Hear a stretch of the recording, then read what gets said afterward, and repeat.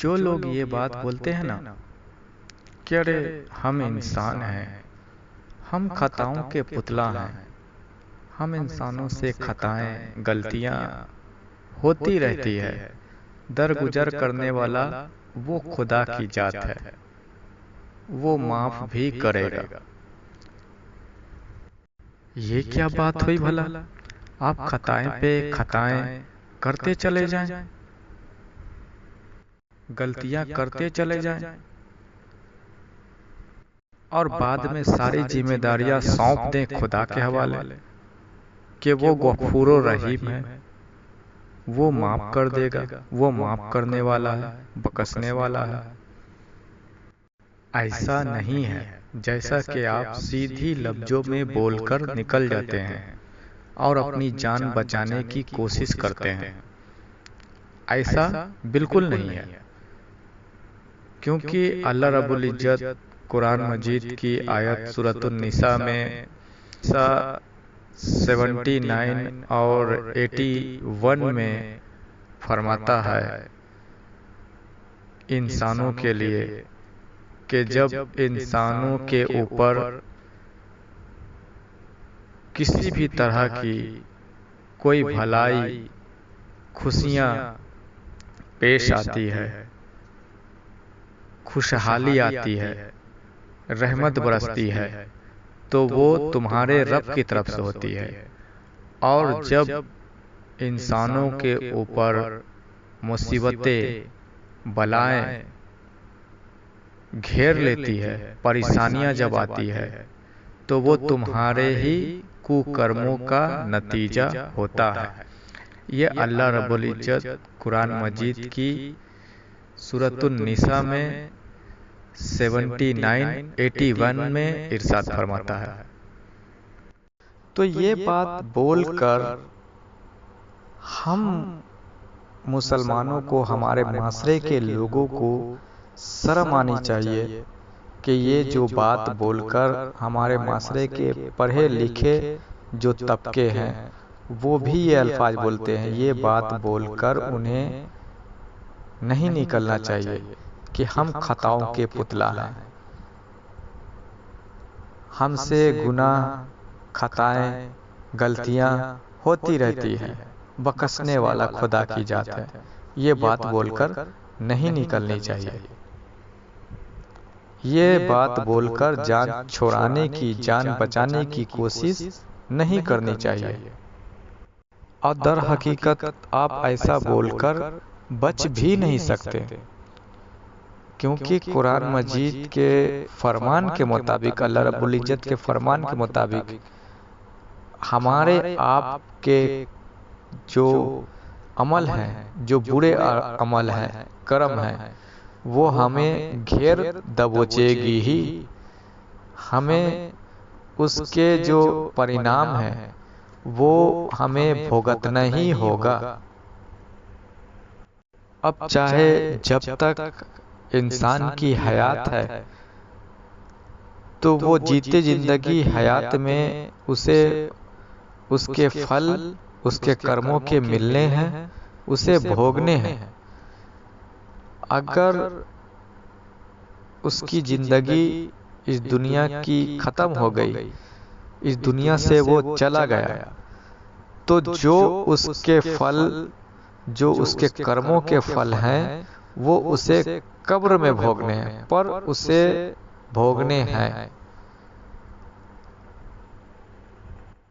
बस तुम ये देख लो कि वो जो बुरे कर्म हैं जो तुमसे हो रहे हैं वो हो कहाँ से रहा है, वो भला हो कैसे रहा है।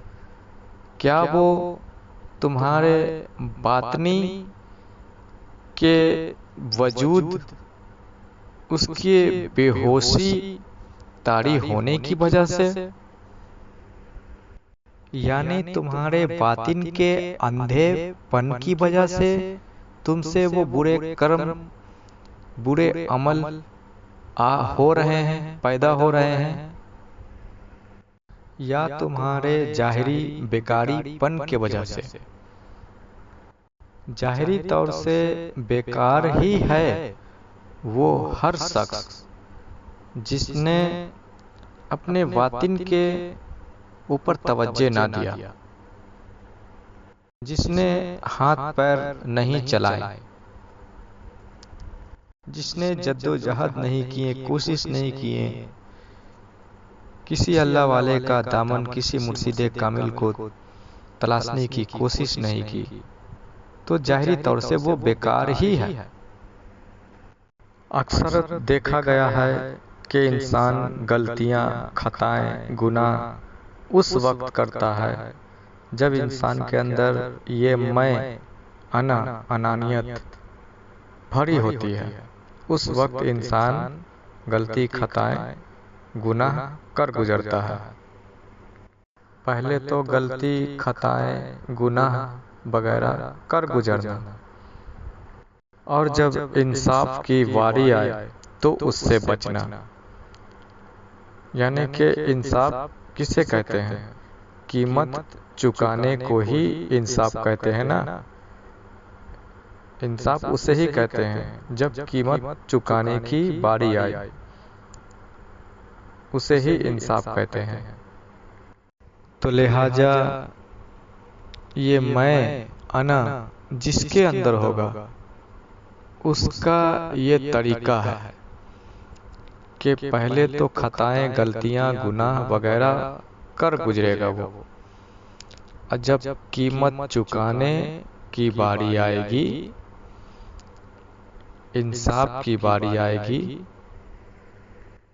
तो इससे बचना, इससे भागना, ये मैं अना वालों के अंदर पाया जाता है। कभी ऐसा देखा गया है कि कोई इंसान, उसे खाना परोसा जाए और वो गलती से खाना भूल जाए, गलती से सोना भूल जाए, या गलती से टॉयलेट जाना भूल जाए, या कोई बड़ा से बड़ा गुनाह, गुनाहे कबीरा या गुनाहे सगीरा बंदा करने जा रहा है, कभी देखा गया है कि गलती से वो गुनाह करना भूल जाए? वो गुनाह कर गुजर जाता है, कर गुजरता है, लेकिन कीमत अदा करने की जब बात आए तो फिर जुबान से निकलता है कि अरे गलती से हो गया, मिस्टेक हो गया। आखिर हम इंसान हैं, गुनाहों के पुतला हैं, गुनाह होते ही रहते हैं, माफ करने वाला अल्लाह है, मिस्टेक हो गया, गलती से हो गया। कीमत चुकाने की जब बारी आए तो ये जुबान से अल्फाज निकलता है। एक बात जान लो, उस इंसान के जिंदगी में इनकलाब आ गया जिसके जिंदगी से ये गलती शब्द, ये मिस्टेक मिट गया। जुबान से लाते हैं ना, अरे गलती हो गई, मिस्टेक हो गया। हम इंसान खता के पुतला हैं, खताएं हो जाती हैं, गलतियां हो जाती हैं। तो इतना जान लो कि उस इंसान के जीवन में, जिंदगी में इनकलाब आ गया जिसके अंदर से ये शब्द, ये अल्फाज मिट गया। जो इंसान अपने जिंदगी से इस अल्फाज को मिटा दे, गलती से हो गया, गुनाह का मैं पुतला हूँ, खताएं हो जाती है, खता हो गई, मिस्टेक हो गया। जो इंसान अपनी जिंदगी से इस शब्द को मिटा दे, जुबान पे ना लाए, हाँ मैं पढ़ा लिखा नहीं हूँ, ना मैं कुरान मजीद समझ पाता हूँ, ना मैं हदीसे समझ पाता हूँ, ना सही से पढ़ पाता हूँ, दीन की हकीकत भी मैं सही से नहीं जानता हूँ, पर इतना मैं जानता हूँ कि ये अल्फाज मैं आज के बाद से नहीं दोहराऊंगा कि मिस्टेक हो गया, गलती से हो गई, मैं गुनाह का पुतला हूँ, गुनाह खताएं हो जाती है, अल्लाह दरगुजर करने वाला है, माफ करने वाला है। ये अल्फाज मैं लेकिन नहीं लाऊंगा। हाँ, जो हमने किया उसको मैं स्वीकारूंगा कि ये मैंने किया, हमने किया। ये नहीं कहूंगा कि गलती से हो गई, मिस्टेक हो गई, गुनाह का पुतला हूं, खताएं हो जाती है, ये नहीं कहूंगा, बल्कि हमने किया, इसको स्वीकारूंगा। और अगर इस बात की गवाही आप देते हैं कि हाँ आपने ये खताएं, ये गुनाह, ये गलतियां की है, तो यकीन जाने कि आपको इस बात का भी एहसास होगा कि आपके बातिन में कुछ तो ऐसा है, आपके वजूदे खाकी के अंदर, इस जिस्म के अंदर कुछ तो ऐसी शैतानी खेल खेली जा रही है, कुछ तो ऐसी शैतानी मखलूक है जिसकी वजह से ये गुनाह, ये खताएं, ये गलतियां हुई है। इंसान हूं, उस रब का बंदा हूं और बालिग हूं, और मैं ये जिम्मेदारी लेता हूं और पीठ नहीं दिखाऊंगा, मुंह नहीं चुराऊंगा, इस बात को स्वीकारूंगा, गवाही दूंगा कि हाँ ये खताएं, ये गुनाहें हमसे हुई, ये मैंने किया। अगर ऐसा कबूलने लगे इंसान, मानने लगे इंसान, तो यकीन जानो उसके जीवन में इनकलाब जरूर आएगा। उसे इस बात का एहसास जरूर होगा कि उसके भीतर, उसके बातिन में, उसके इस वजूदे खाकी के अंदर कुछ तो है, ऐसी शैतानी खेल तो जरूर खेली जा रही है, ऐसे शैतानी मखलूक कुछ तो हमारे अंदर जरूर है जो ये काम हमसे करवा रहा है, जिसकी वजह से ये हो रहा है। भले ही भीतर से नदामत हो रही है, भले ही हमारे अंदर, हमारे बातिन में, हमारे मन में किसी खताएं, किसी गुनाह को करने के बाद नदामत चल रही है, वाकई गलती, गुनाह, खता हो गई, एक मिस्टेक हो गई, जेन्युइन मिस्टेक है, कहते हैं ना जेन्युइन मिस्टेक, जेन्युइन मिस्टेक है। भले ही हमारे बातिन में नदामत हो रही है, हमें अफसोस लग रहा है, शर्मिंदगी अंदर से हमारे मन में चल रही है, ये जेन्युइन मिस्टेक है, मिस्टेक हो गया, कहते हैं ना जेन्युइन मिस्टेक, तो जेन्युइन मिस्टेक है। लेकिन फिर भी मैं मानूंगा ही नहीं इसे मिस्टेक, मैं मानूंगा ही नहीं इसे मिस्टेक। हम तो बस एक बात बोलेंगे, अगर ये खताएं, ये गुनाहें हमसे हुई है, जिसका हमें अफसोस अंदर से मन में चल रहा है, तो यकीनन हमारे अंदर कुछ न कुछ तो ऐसी शैतानी खेल खेली जा रही है, कुछ तो है हमारे अंदर जिसने हमें गुनाह में मुब्तला किया, हमसे ये खताएं, ये गलतियां करवाई। जब ऐसा मानने लगे, ऐसा सोचने लगे, तो यकीन जानना उस दिन उस बंदे के अंदर पहली बार उसके अंदर और जाहिर में और बातिन में एक इनकलाब आएगा। फिर वो बंदा उस उस शैतानी मखलूक के ऊपर काम करना शुरू करने लग जाएगा, काम करने में लग जाएगा। उस शैतानी मखलूक को कैसे मात देना है, कैसे उसे धूल चटाना है, उसके ऊपर काम करने में जुट जाएगा।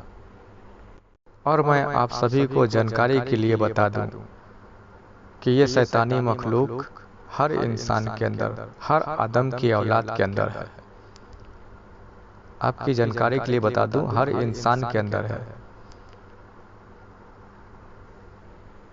और इस शैतानी मखलूक को ही कहते हैं लतीफ़ा नफ्स। उसी के कारण ये गलती, ये खताएं, ये गुनाहें बंदे से होती है।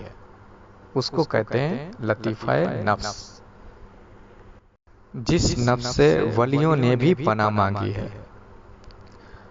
और इस नफ्स पलीद के बारे में ही हजरत बुल्ले शाह रहमतुल्लाह अलैह ने भी फरमाया कि मैं नापाक नहीं था, मैं खताओं का, गलतियों का पुतला नहीं था, मुझे नापाक करने वाली चीज जो है वो लतीफ़ा नफ्स है। बुल्ले शाह ने फरमाया, इस नफ्स पलीत ने पलीत कीता असुमुंडो पलीत नासी। ये जो नफ्स हमारे वजूद में आया, इसने हमें पलीत, नापाक कर दिया, गुनाहों में मुब्तला कर दिया। और हमारे नबी पाक सल्लल्लाहु अलैहि वसल्लम ने अपने सहाबा से इरशाद फरमाया, हुजूर पाक सल्लल्लाहु अलैहि वसल्लम फरमाते हैं कि हर इंसान के साथ एक शैतान भी जन्म लेता है। सहाबा का काम था कि वो नबी के सामने अपनी बात रख देते थे। उन्होंने रख दिया कि या रसूलल्लाह सल्लल्लाहु अलैहि वसल्लम, क्या आपके साथ भी वो शैतान जन्म लिया था? तो हुजूर पाक सल्लल्लाहु अलैहि वसल्लम फरमाते हैं कि हाँ, हमारे साथ भी जन्म लिया था, लेकिन मेरी सोहबत में रहकर वो पाक हो गया।